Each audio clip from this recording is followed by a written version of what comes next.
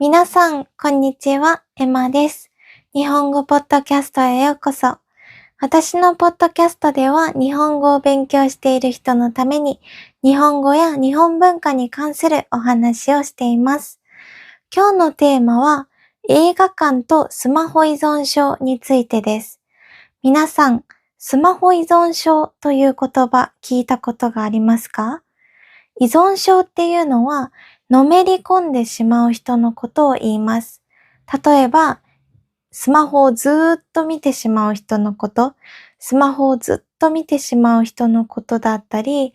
例えば他にもアルコール、お酒をたくさん飲んでしまう人、もうね、すっごいちょっと飲むとかじゃなくて、ずーっと飲んでしまう人のことをアルコール依存症と言ったりします。今日は、スマホ依存症と映画の関係性についてお話ししていきますね。まず皆さん、映画好きですか？映画っていうのはムービーですね。私は映画が大好きで、少なくても1ヶ月に10回は見ていますね。1ヶ月に10回。多分かなり多い方かな？少ないかな？好きな人からしたら。わからないけど、私は月に10本くらい見ています。で、皆さんもね、きっと日本の映画が好きだったり、アメリカの映画が好き、イギリスの映画が好き、韓国の映画が好き、たくさんの方がいらっしゃると思うんですけど、私は結構いろんな国の映画を見ますね。英語の勉強のために見ているっていうのもあったんですけど、最近は韓国の映画もたくさん見ています。皆さんも映画好きですか？で、映画好きな人の中には、映画館が好きな人もいますよね。私は映画館が大好きです。映画館は月に1回くらいかな。少なくても2ヶ月に1回は見に行きます。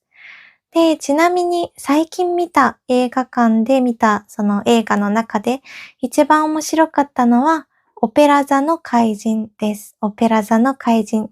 すごく有名な映画です。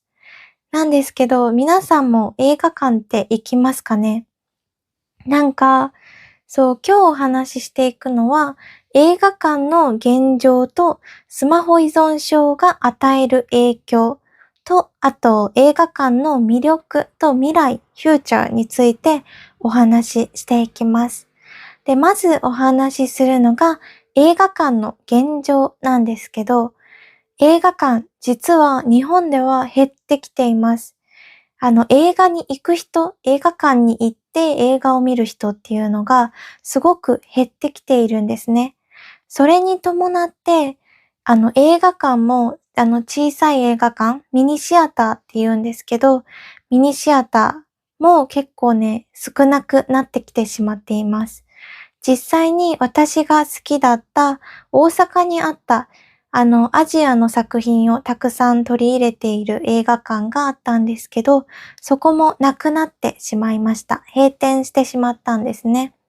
そんな感じで本当に映画館が減ってきたり、映画に行く人自体少なくなってきているのが現状、今の状況です。皆さんちょっと考えてみてほしいんですけど、なんで映画館に行く人が減ってきているかわかりますか？そうですね。ネットフリックスとか、アマゾンプライムとか、あとユーネクストとか、配信サービスが充実していますよね。たくさんの配信サービスがあるので、映画館に行かなくても映画が簡単に見れてしまう。好きな時間に好きな映画が好きなだけ見れてしまう、時代になってきてしまったわけなんですね。なので、きっと映画館に行く人が減ってきているんじゃないかなと私は思います。皆さんの国ではどうですか？映画館まだたくさんありますかね？それともどんどん減ってきていますか？で、次にお話ししていくのが、スマホ依存症と映画館についてです。これはスマホをずっと触る人と映画、何が関係あるのって思うかもしれないんですけど、例えば、なんか最近結構多い人、友達に聞いた話でもあるんですけど、映画館に3時間あるじゃないですか。2時間、3時間あるじゃない？短くても1時間半とかですよね。座ってられないらしいです。なんて言うんだろう、長いと感じる人が多いみたいで、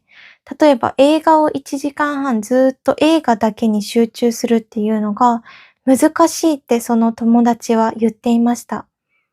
で、だから家にいたら、スマホを触りながら映画を見れるって言っていて、私は信じられなかったんですね。私は映画が大好きなので、映画館には、毎日のそういうスマホとかパソコンとか、そういう、なんて言うんだろう、ありきたりなものから離れるために映画館に行ってすごく楽しい気持ちになるので、映画館に行ってそのスマホを触りたいとか、暇だな、疲れたとか思うことが本当にないんですね。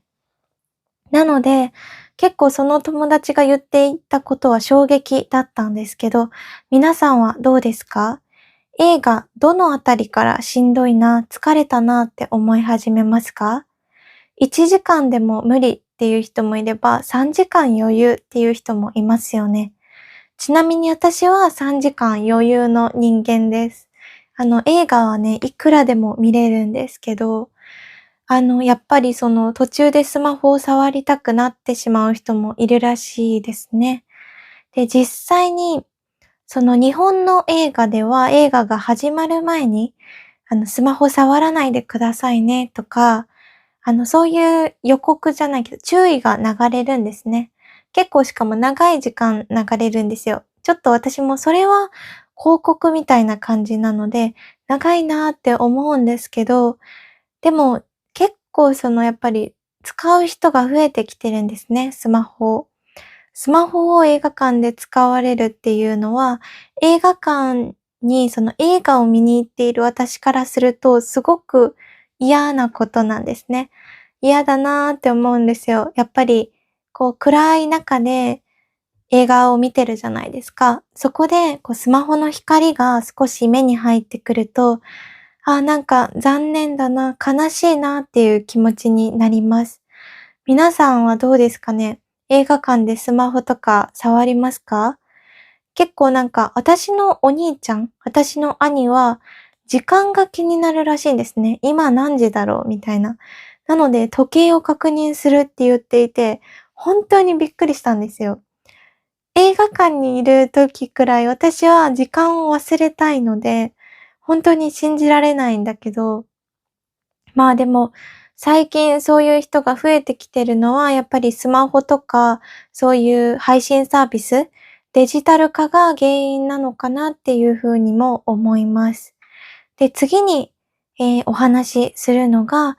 映画館の魅力ですね。魅力と未来についてお話ししていきます。魅力、いいところはどんなところなのかとか、映画館で見る良さと家でそうやってネットフリックスだったり、Amazon プライムなどの配信サービスを使って見る良さ、それぞれあると思います。例えば映画館に行く良さっていうのはもちろん大きいスクリーンですよね。すごく大きいスクリーンとすごく綺麗な音、サウンドで楽しむことができます。臨場感って言うんですけど、ドキドキ、ハラハラ、ワクワクしますよね。それが私的に、映画館の良さかなと思います。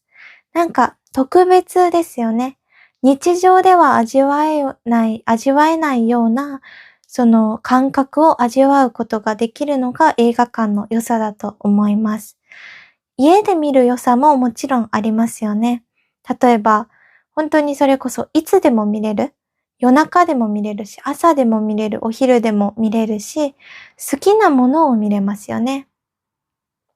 映画館はその時やっている映画、その時上映している映画しか見れないんですけど、家にいると、Netflix などの配信サービスにあるものはすべて見ることができますよね。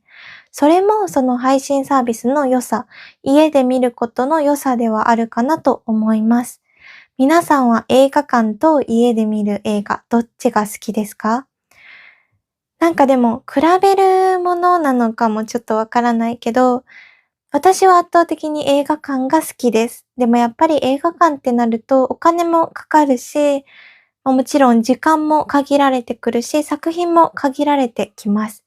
でもそれでもやっぱり映画館に行きたいって思えるような良さが詰まってるなと思います。で、その次にお話しするのは、映画館は今後どうなっていくのか、未来についてですね。皆さんどう思いますか？映画はどんどん、どうですかね、広まっていくと思いますか？どんどんこれからも人気になっていくのか、それとももう映画館はなくなってしまうのか、どっちになりますかね？いや、私的には絶対になくなって欲しくないんですけど、でもやっぱりその映画館に行く人が減ってきているっていうのも事実ですし、でもそのやっぱり人気な作品だと今でもたくさんの人が映画館に行ってますよね。いやーでも本当にこれからね、どうなっていくのかはわからないけど、私的にはずっとこれからも続いてほしいなと思います。で、やっぱりね、どうしたら多くの人が映画館に行くようになるのかって考えたときに、やっぱりそのね、その座席の快適さ、心地よさだったり、例えば美味しいポップコーンだったり、皆さん映画を見に行くときはポップコーン食べますかね？私はポップコーンを買ったことがありません。で、これはね、なんでかというと、小さい頃にポップコーン、そのお母さんとかお父さんが買ってくれたことはあるんですけど、どうしても食べきれないんですよね。映画に集中してしまって。それこそ本当に映画をずっと見ていると、ポップコーンを食べる時間がなくて、最後まで残ってしまうっていうことがよくあるので、私はポップコーンを買いません。皆さんはポップコーンとか、コーラとか、チュロスとかたくさん買ってる人もいると思うんですけど、皆さんはどうですか？ポップコーン食べながら映画見ますかね？なんかね、面白いですよね。人それぞれで。ね。家で見るのが好きな人もいれば、私みたいに映画館に行くのが好きな人もいるし、私みたいにポップコーンを食べない人もいれば、たくさん食べる人もいます。なんか映画館の魅力は本当にたくさんあると思うんですけど、皆さんの映画館についての感想とか、